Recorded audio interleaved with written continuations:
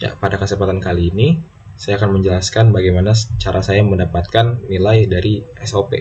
Bisa dilihat pada tabel kebenaran. SOP atau sum of product memiliki nilai fungsi 1.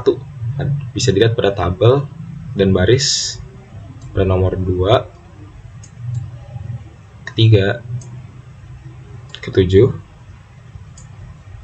ke-12, dan juga ke-13. Lalu dari hasil tabel kebenaran di atas dapat dihasilkan fungsi dari SOP adalah Y aksen, X aksen, Y, Z aksen ditambah Y aksen, X aksen, YZ ditambah YX, Y aksen, Z aksen ditambah Y aksen, X, YZ ditambah YX, Y aksen, Z. Lalu saya menyederhanakannya dengan membagi menjadi dua ruas. Ruas pertama yang ada Y aksennya dan ruas kedua di mana hanya ada Y.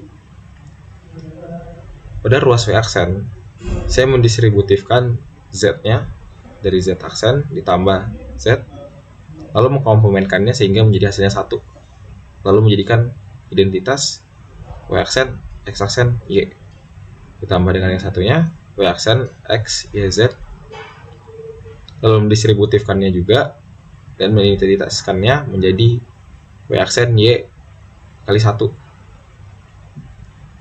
Lalu pada ruas W yang dimana YX, Y aksen, Z aksen ditambah YX, Y aksen, Z aksen, saya juga mendistributifkan Z aksen dengan Z, lalu mengkomplemenkannya sehingga menjadi 1, lalu menjadi identitas YX, Y aksen, sehingga hasilnya adalah Y aksen, Y ditambah YX, Y aksen.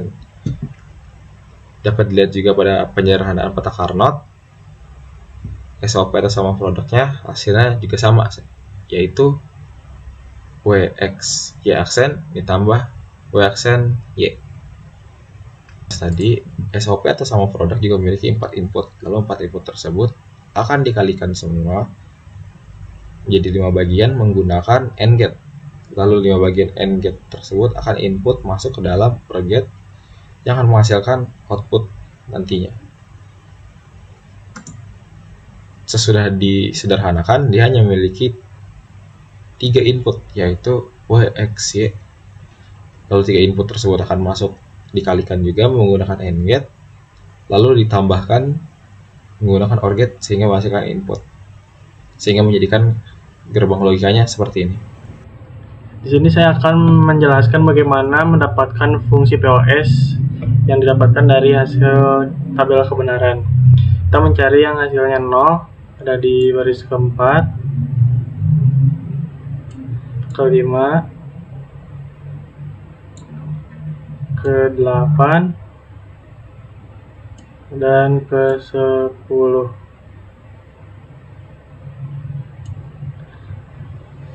Cara mendapatkan fungsi POS itu sendiri bisa dari sini ya, Y aksen ditambah X ditambah Y ditambah Z dikali Y aksen ditambah X ditambah Y aksen ditambah Z dikali Y ditambah X aksen ditambah Y ditambah Z aksen dikali Y ditambah X aksen ditambah Y ditambah Z.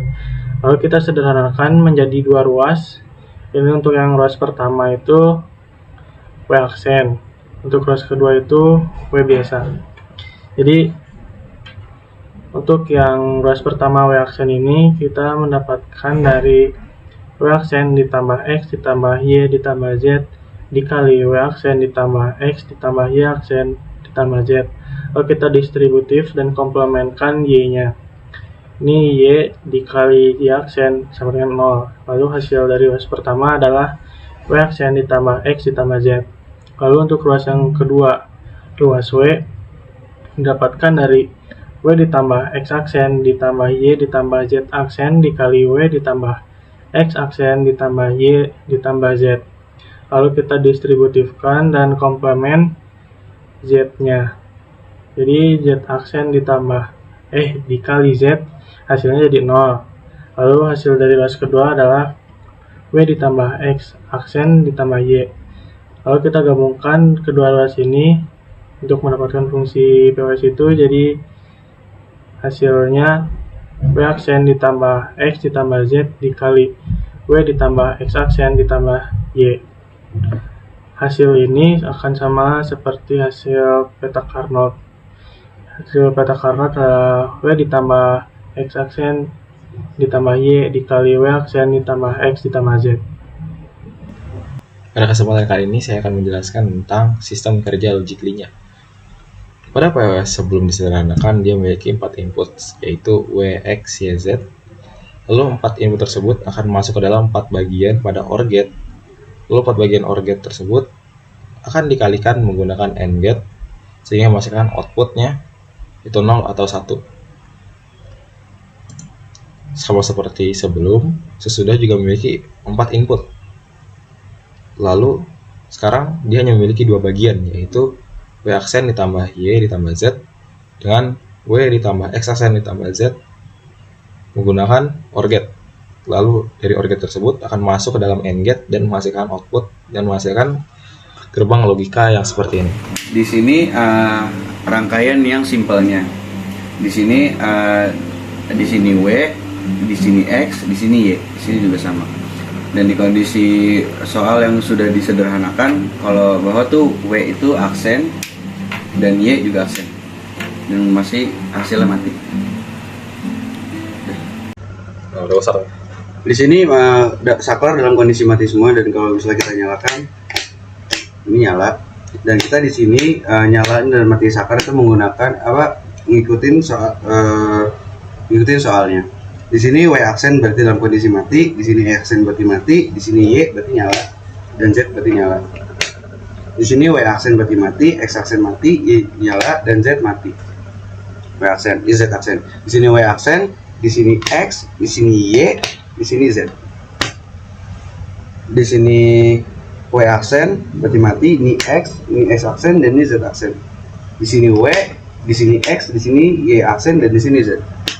Jadi kalau misalnya kita mau nyalain lagi, harus semua ini.